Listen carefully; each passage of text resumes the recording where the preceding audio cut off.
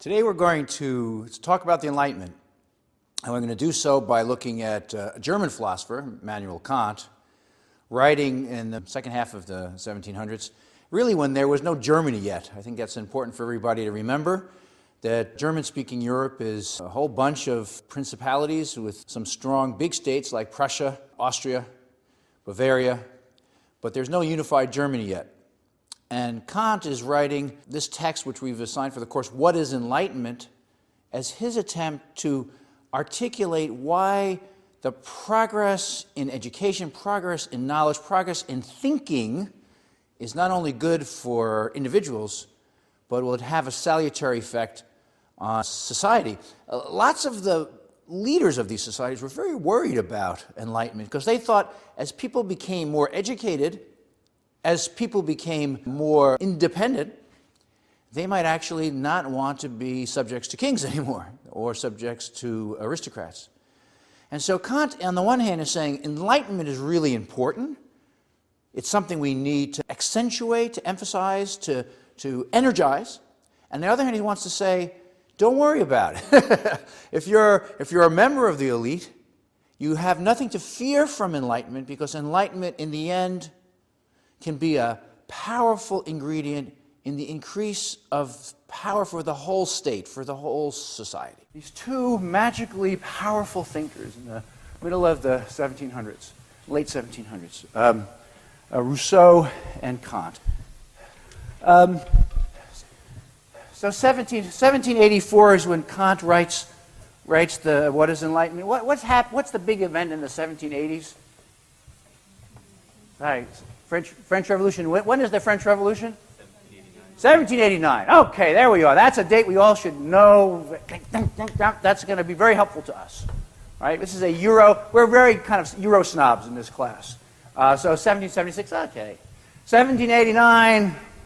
That's a really important date for us. So what we're doing is reading two texts here, or three really, prior to the French Revolution, which changes the world of culture dramatically, and politics and economics, as does 1776, but that's a different course.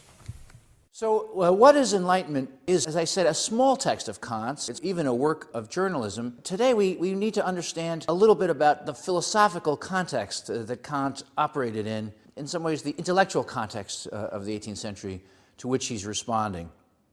Maybe I should say a word about enlightenment from our perspective, or at least from, I should say, my perspective as your professor. There are lots of definitions of enlightenment. Here's one I think that you can find useful for the duration of this course and perhaps even beyond. And that is, enlightenment is the project to make the world more of a home for human beings. Enlightenment is a project to make the world more of a home for human beings through the use of reason. Through the use of reason. That's really important because making the world more of a home for us, that is, reducing its dangers, bringing out its potential through the use of reason, is going to demand science, it's going to demand education, and it's going to demand certain calls for freedom that will allow people to transform the world to make it more hospitable for human beings. The Enlightenment also, though, is a social movement. It is not just a bunch of big-shot philosophers talking about big ideas. It's a whole range of writers who take Voltaire's injunction to écraser l'infâme, which really means it means squash out infamy, but it means get rid of all the nonsense, get rid of all the baloney getting in the way of progress. And for many journalists, for many small-time intellectuals, we could call them, this just means showing that people who are really full of themselves, people who have power and prestige and a certain kind of snob appeal, that those people are just nonsense. And we have to get rid of them. We have to show that we can do better than that. So the Enlightenment, there's a philosophical side, and then there's this kind of journalistic, social movement side. Kant is responding to both of those things in this essay. What is enlightenment? Before we dig into the essay a little bit, I just want to say a little bit more about Kant's philosophical concerns and what drove those concerns. Kant described himself, and you'll see this on one of the slides we'll show you during the course of this video, as steering a middle course for philosophy. Steering a middle course for philosophy. What did that mean? It meant for Kant that he would defend reason, defend science, defend this new form of enlightenment, but also he said he would make room for faith, make room for belief. He wanted to have his cake and eat it too, if we can use that expression. History of philosophy from Plato to Kant is consumed with the problem of how do you connect the ideal and the real. For Plato, it was the ideal forms, the ideas, sometimes you call them, how are they related to the real? In Kant's time, that question took the form of a battle about skepticism. And I want to give you a little bit of background about that before we go more into Kant proper. In the modern period, the battle of skepticism can be framed beginning with Descartes, René Descartes, who wrote famously in the Discourse on the Method a sentence that everybody who studied a little philosophy should remember, and that is, I think, therefore I am. This is Descartes. I think, therefore I am. What did he mean by that? He meant that he could doubt everything around him. He could doubt that this was really a bookcase. He could doubt that he was really in the room now, that I'm talking to you. These I could doubt because maybe I'm dreaming. But the one thing I cannot doubt, Descartes said, is that I am doubting. And doubting for Descartes is a form of thinking, so this becomes the bedrock for Descartes. I think, therefore I am. So for Descartes, you can keep skepticism at bay. Keep skepticism at bay by the certainty of your own subjective thinking existence, doubting existence. And on the basis of that clear certainty of one's own existence, you build up other clear and distinct ideas. These was what he called the kind of bedrock of thinking on which you can then build secure notions of science, of calculation, especially of mathematics, of optics, and you can keep skepticism at bay because you are building on something secure. Clear and distinct rational ideas that must be true because they are part of the apparatus of our thinking, the logic of our minds. So that's Descartes on one side. On the other side, you have Locke in the English Enlightenment, if I can use this shorthand. He didn't say, I feel, therefore I am, but he should have said that, I guess. In other words, Locke thought, we get knowledge not by closing our eyes and thinking really hard about what must be true. For Locke, we get our knowledge through experience. We want to know if this is real. We tap on it enough. Our hand starts hurting. Gosh, that's real. We get our knowledge by more and more sensation, by more and more experience, by more and more experiments.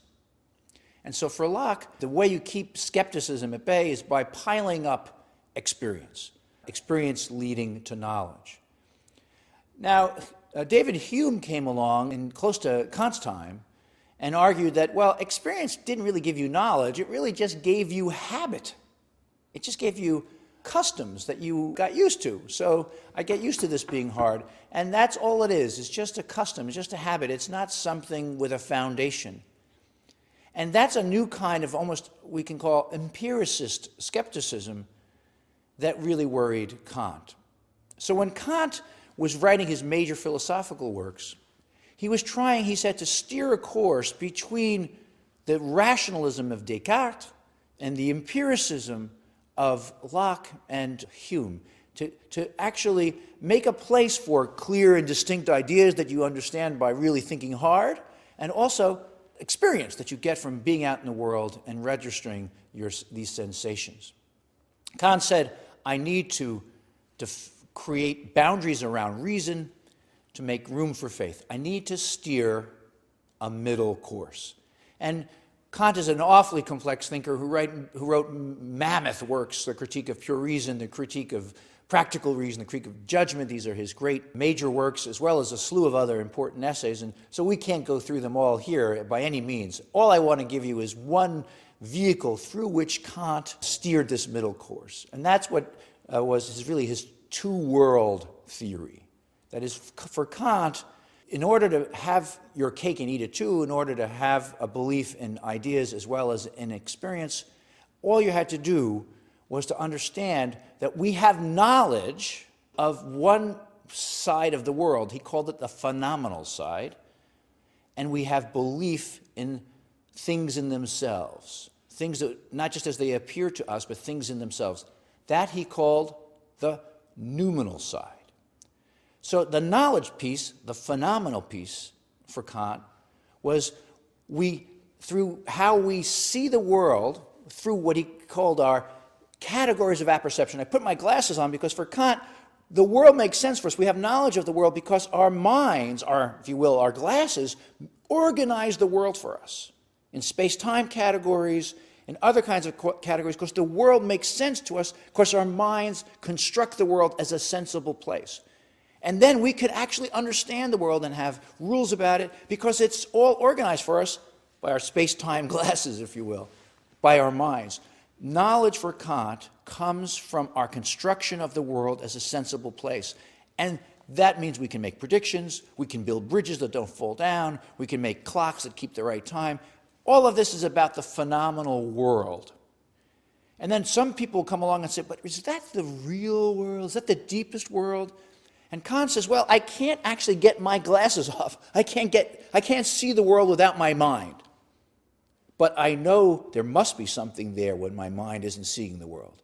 This is the noumenal world. The noumenal world. For Kant, that was the world of faith. The world where you believed in the immortality of the soul, your salvation, the love of God, the simple truths that the peasants know, as Kant sometimes said. That's the noumenal world, the world of things in themselves. You can't disprove that with science. You can't prove it with science either. It is the world of faith. The noumenal world is the world of faith, and the phenomenal world is the world of science. They can coexist, Kant said. I, Kant, have steered a middle course between them. They both are valid. The Enlightenment doesn't threaten faith because faith is about things in themselves, and nobody knows that for sure, but you can feel it as deeply as possible in your heart. And the phenomenal world is about things that we can test, things that we can calculate, things that we have organized through our minds, through our, if you will, space-time glasses. So in What is Enlightenment, Kant is writing, having already done this philosophical groundwork, if you will. And having done that philosophical groundwork in the Enlightenment, Kant is saying, we must liberate ourselves from immaturity. If you remember in the very beginning of What is Enlightenment, Kant says, enlightenment is man's release from his self-incurred tutelage. And he says, dare to know, have the courage to use your own reason. That, Kant says, is the model of the Enlightenment.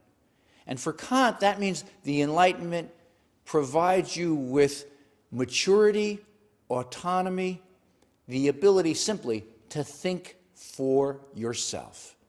And that, for Kant, is a precious intellectual and moral ability, moral capacity.